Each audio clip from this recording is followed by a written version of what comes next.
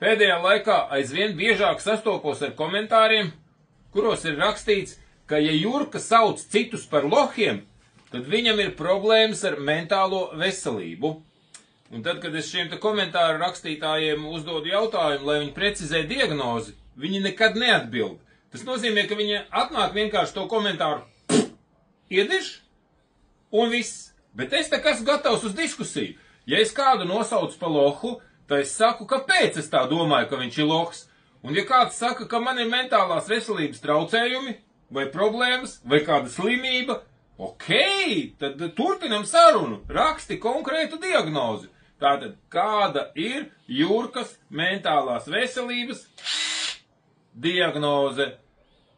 Vai mans pauris, vai manas smadzenes ir cietāks par zaksarmedzatoru, vai zaksarmedzators ir cietāks? Viens no diviem. Raksti komentārā diagnozi.